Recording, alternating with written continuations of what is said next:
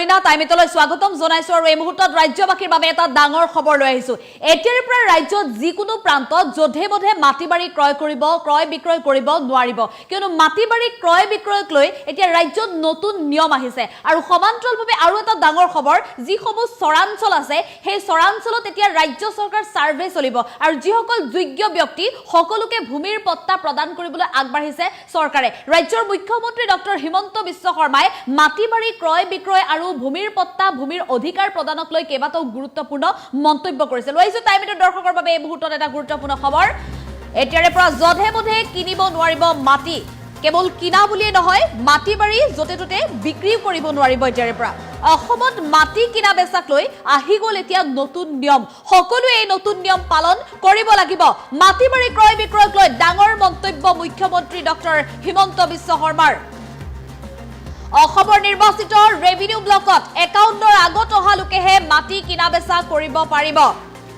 অসমৰ কিছু ব্লকত প্ৰযোজ্য হ'ব অন্য কিছু নতুন নিয়ম। এই নিয়মসমূহ সকলোৰে ক্ষেত্ৰতে কিন্তু প্ৰযোজ্য হ'ব। বিশেষ কিছু অঞ্চলত মাটিবাৰী ক্ৰয় বিক্ৰয়ত প্ৰযোজ্য হ'ব এতিয়া নতুন নিয়ম। মাটিবাৰী ক্ৰয় বিক্ৰয় কৰিবলৈ হ'লে চৰকাৰৰ অনুমতি ল'ব লাগিব। মুখ্য নগৰবোৰতো অৱশ্যে এই নিয়ম প্ৰযোজ্য নহয় বুলি ইতিমধ্যে উল্লেখ কৰিছে মুখ্যমন্ত্ৰীগৰাকীয়ে। আছু আৰু চৰকাৰৰ আলোচনাত বিশেষ সিদ্ধান্ত গ্ৰহণ কৰা হৈছে এতিয়া ভূমিৰ ক্ৰয় বিক্ৰয়ক লৈ। এই নিয়ম কেৱল গ্ৰামাঞ্চলত আৰু নন মিউনিচিপালিটিৰ ৰেভিনিউৰ ক্ষেত্ৰতে প্ৰযোজ্য হ'ব। ইফালে নতুন নগৰৰ ক্ষেত্ৰত এই নিয়ম হোৱাটো বিচাৰিছে আছুৱে। গতিকে পৰৱৰ্তী সময়ত সেই সন্দৰ্ভতো প্ৰচেষ্টা আগবঢ়াব চৰকাৰে। জনজাতীয় আৰু অনুসূচিত জাতিৰ বাবে প্ৰয়োজন নহয় প্ৰমাণ পত্ৰ। ভূমিৰ অধিকাৰ লাভৰ ক্ষেত্ৰত জনজাতীয় আৰু অনুসূচিত জনজাতিৰ বাবে বিশেষ সুবিধা। ইফালে শীঘ্ৰে অসমৰ চৰাঞ্চলৰ ভূমিত হ'ব সাৰ্ভে। জাষ্টিস বিপ্লৱ শৰ্মাৰ কমিটিৰ প্ৰতিবেদন অনুসৰি হ'ব জৰীপ আৰু যিসকল প্ৰকৃততে ভূমিৰ অধিকাৰৰ যোগ্য তেওঁলোকক দিয়া হ'ব ভূমিৰ পট্টা। এটা ডাঙৰ খবৰ ৰাজ্যবাসীৰ বাবে। মাটিবাৰীৰ সমস্যা দূৰ কৰিবলৈ যেহেতু বসুন্ধৰা আঁচনিৰ জৰিয়তে চেষ্টা আগবঢ়াই আহিছে ৰাজ্য চৰকাৰৰ তৰফৰ পৰা। যিসকল লোকে ভূমিৰ অধিকাৰ লাভ কৰা নাছিল বা ভাগ বতৰা হোৱা নাছিল সেই লোকসকলে ইতিমধ্যে বসুন্ধৰা আঁচনিৰ জৰিয়তে যথেষ্ট সুবিধা লাভ কৰিছে। কিন্তু তাৰ মাজতো এনে কিছু লোক থাকি গৈছে বা এনে কিছু স্থান আছে যিসমূহত আচলতে মাটিবাৰীৰ সমস্যা দূৰ হোৱা নাই। কিন্তু এতিয়াৰ পৰা চিন্তা কৰিব নালাগে, কিয়নো ৰাজ্য চৰকাৰে এটা বিশেষ ব্যৱস্থা গ্ৰহণ কৰিছে। এতিয়া সকলোৱে ভূমিৰ অধিকাৰ লাভ কৰিব। যিসকল যোগ্য ব্যক্তি আছে সকলোৱে ভূমিৰ অধিকাৰ পাবই লাগিব। ৰাজ্য চৰকাৰৰ তৰফৰ পৰা বিশেষ ব্যৱস্থা গ্ৰহণ কৰা হৈছে। আৰু এফালে আছুৰ সৈতে যিহেতু ৰাজ্য চৰকাৰৰ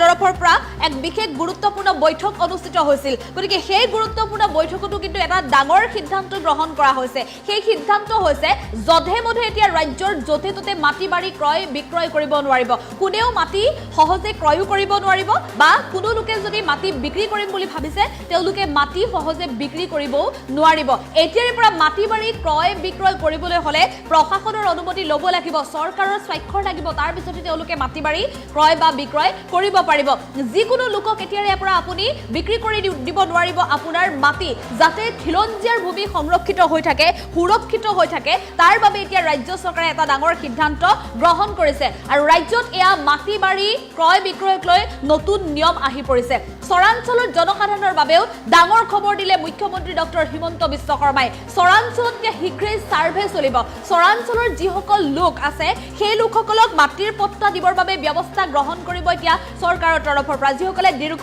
বছৰ ধৰি দখল কৰি আছে তেওঁলোকে মাটিৰ পট্টা লাভ কৰিব এতিয়া চৰকাৰৰ তৰফৰ পৰা, কিয়নো ৰাজ্য চৰকাৰে এই বিশেষ ব্যৱস্থা গ্ৰহণ কৰিছে।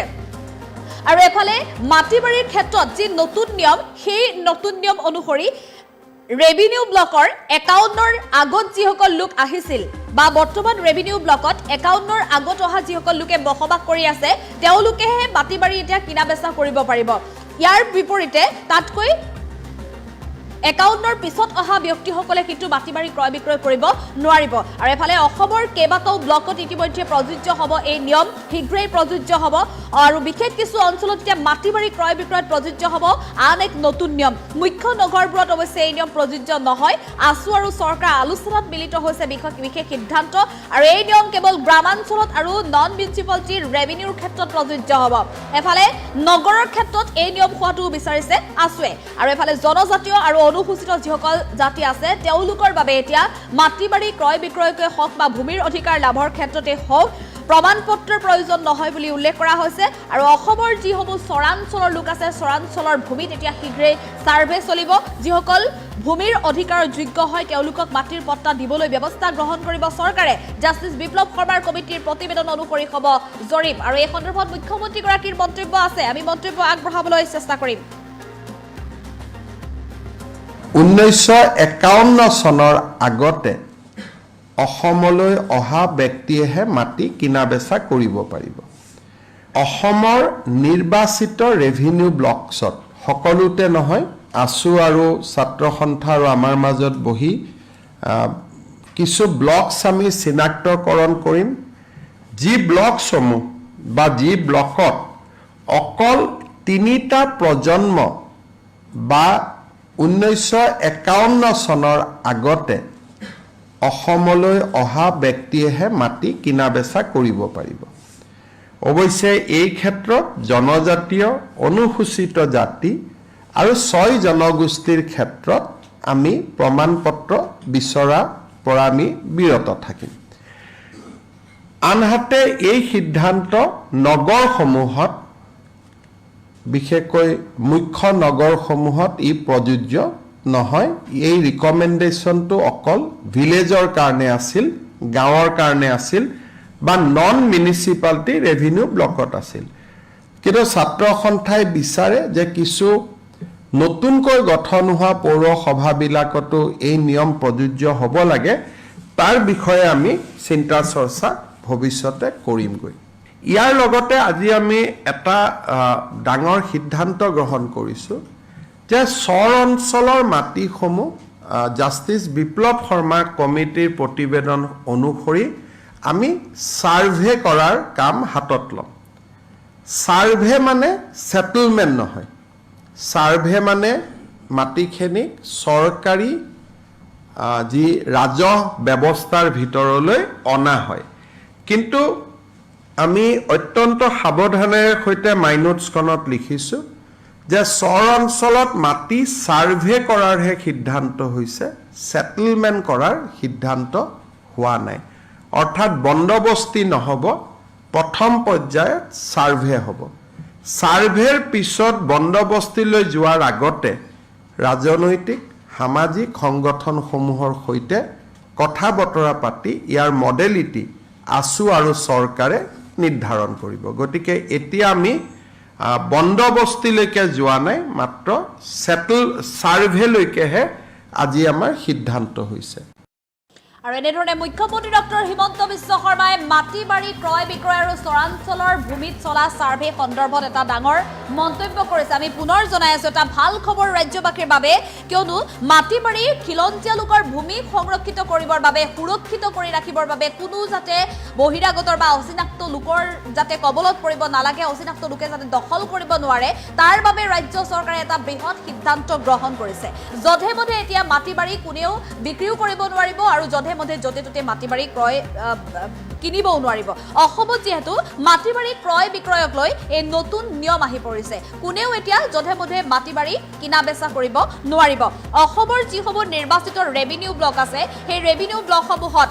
51ৰ আগত যিসকল লোক আহিছিল অৰ্থাৎ পুৰণি যিসকল লোক আছে পূৰ্বপুৰুষ তেওঁলোকৰ 51ৰ আগত অহা সেই লোকসকলেহে এতিয়া মাটি বাৰী কিনা বেচা কৰিব পাৰিব গ্ৰামাঞ্চলসমূহত এই নিয়ম প্ৰযোজ্য থাকিব আৰু কিছু ব্লকতো এই নিয়ম প্ৰযোজ্য হ'ব আৰু বিশেষ কিছু অঞ্চল যিসমূহ আচলতে গ্ৰামাঞ্চলৰ ভিতৰত হয় সেই অঞ্চলসমূহত এই নিয়ম এতিয়া প্ৰযোজ্য হ'ব কোনো খিলঞ্জীয়া লোকৰ ভূমিত অন্য অচিনাক্ত লোকে যাতে প্ৰৱেশ কৰিব নোৱাৰে খিলঞ্জীয়া লোকৰ ভূমি যাতে সুৰক্ষিত হ'ব পাৰে তাৰ বাবে ব্যৱস্থা গ্ৰহণ কৰিছিলে আছু আৰু চৰকাৰৰ তৰফৰ পৰা এক বিশেষ সিদ্ধান্তত বিশেষ বৈঠকত মিলিত হৈছিল আৰু আছুৰ সৈতে এই সিদ্ধান্তত মিলিত হোৱাৰ পিছতে এই ডাঙৰ সিদ্ধান্ত মাটি বাৰীক লৈ মুখ্যমন্ত্ৰীগৰাকীয়ে উল্লেখ কৰিছে মুখ্য নগৰবোৰতো এই নিয়ম প্ৰযোজ্য নহয় কিন্তু অৱশ্যে আছুৱে বিচাৰিছে যদি পৰৱৰ্তী সময়ত চিন্তা চৰ্চা চলিব কিন্তু কেৱল গ্ৰামাঞ্চল আৰু যি নন মিউনিচিপালিটি ৰেভিনিউ আছে সেই স্থানত এই নিয়মেই কিন্তু প্ৰযোজ্য হ'ব আৰু এফালে নতুন নগৰৰ ক্ষেত্ৰত নতুন নিয়ম অনাটো বিচাৰিছে আছুৱে আৰু আন এটা ডাঙৰ খবৰ হৈছে জনজাতীয় আৰু অনুসূচিত জাতিৰ বাবে প্ৰয়োজন নহয় এতিয়া প্ৰমাণপত্ৰ ভূমিৰ অধিকাৰ লাভ সহজে কৰিব পাৰিব ছয় জনগোষ্ঠী বা অনুসূচিত জনজাতি এই লোকসকলে এতিয়া সহজেই ভূমিৰ অধিকাৰ লাভ কৰিব পাৰিব তেওঁলোকৰ বাবে ৰাজ্য চৰকাৰে ডাঙৰ ব্যৱস্থা গ্ৰহণ কৰিছে তেওঁলোকক এতিয়া প্ৰমাণ পত্ৰ বিচাৰি হাৰাশাস্তি কৰাৰ কোনো প্ৰয়োজন নাই ইফালে শীঘ্ৰেই অসমৰ চৰাঞ্চলত ভূমিৰ সাৰ্ভে হ'ব আৰু ভূমিৰ সাৰ্ভেৰ পিছত এটা ডাঙৰ সিদ্ধান্ত গ্ৰহণ কৰা হ'ব বিশেষ এখন কমিটিৰ জৰিয়তে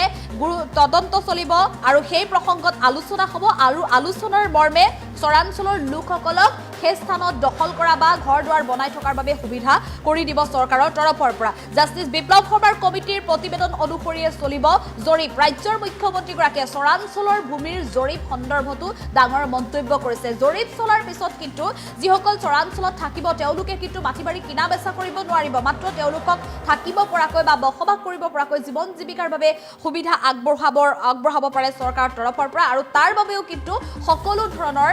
সিদ্ধান্ত গ্ৰহণ কৰিব বিশেষ পদক্ষেপ গ্ৰহণ কৰা হ'ব সকলো দল সংগঠনৰ লগতো আলোচনা কৰিব ৰাজ্য চৰকাৰে এয়া ৰাজ্যৰ মুখ্যমন্ত্ৰী ডক্টৰ হিমন্ত বিশ্ব শৰ্মা ইতিমধ্যে মন্তব্য কৰিছে মাটিবাৰী সন্দৰ্ভত আমি পুনৰ মুখ্যমন্ত্ৰীগৰাকীৰ মন্তব্য আগবঢ়াবলৈ চেষ্টা কৰিম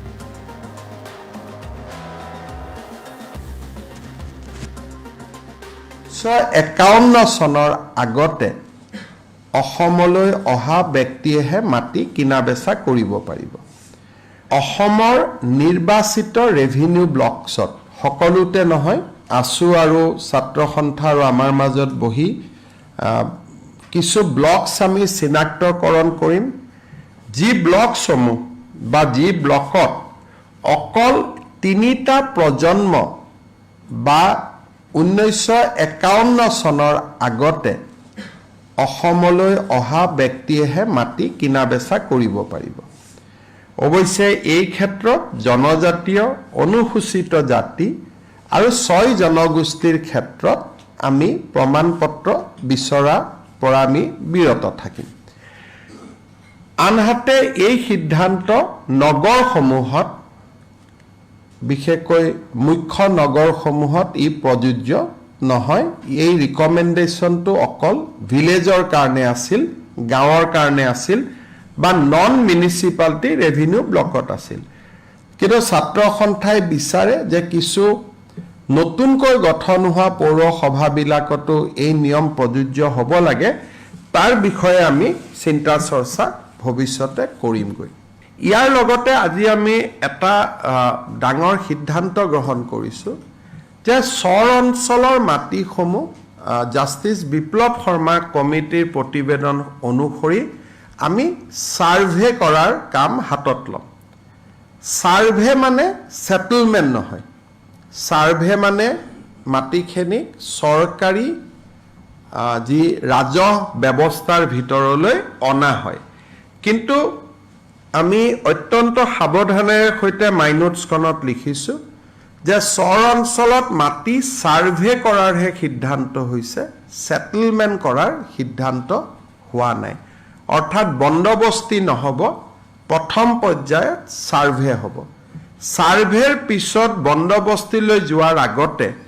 ৰাজনৈতিক সামাজিক সংগঠনসমূহৰ সৈতে কথা বতৰা পাতি ইয়াৰ মডেলিটি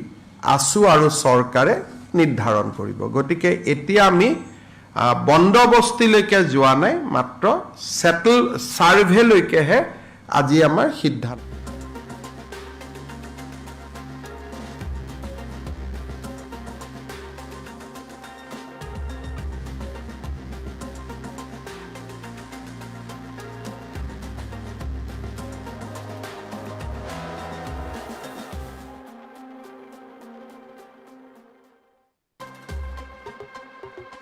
1951 চনৰ আগতে অসমলৈ অহা ব্যক্তিয়েহে মাটি কিনা বেচা কৰিব পাৰিব অসমৰ নিৰ্বাচিত ৰেভিনিউ ব্লকছত সকলোতে নহয় আছু আৰু ছাত্ৰ সন্থা আৰু আমাৰ মাজত বহি কিছু ব্লকছ আমি চিনাক্তকৰণ কৰিম যি ব্লকসমূহ বা যি ব্লকত অকল তিনিটা প্ৰজন্ম বা 1951 চনৰ আগতে অসমলৈ অহা ব্যক্তিয়েহে মাটি কিনা বেচা কৰিব পাৰিব অৱশ্যে এই ক্ষেত্ৰত জনজাতীয় অনুসূচিত জাতি আৰু 6 জনগোষ্ঠীৰ ক্ষেত্ৰত আমি প্ৰমাণপত্ৰ বিচৰা পৰা আমি বিৰত থাকিম আনহাতে এই সিদ্ধান্ত নগৰসমূহত বিশেষকৈ মুখ্য নগৰসমূহত ই প্ৰযোজ্য নহয় এই ৰিকমেণ্ডেশ্যনটো অকল ভিলেজৰ কাৰণে আছিল গাঁৱৰ কাৰণে আছিল বা নন মিউনিচিপালিটি ৰেভিনিউ ব্লকত আছিল কিন্তু ছাত্ৰ সন্থাই বিচাৰে যে কিছু নতুনকৈ গঠন হোৱা পৌৰসভাবিলাকতো এই নিয়ম প্ৰযোজ্য হ'ব লাগে তাৰ বিষয়ে আমি চিন্তা চৰ্চা ভৱিষ্যতে কৰিমগৈ ইয়াৰ লগতে আজি আমি এটা ডাঙৰ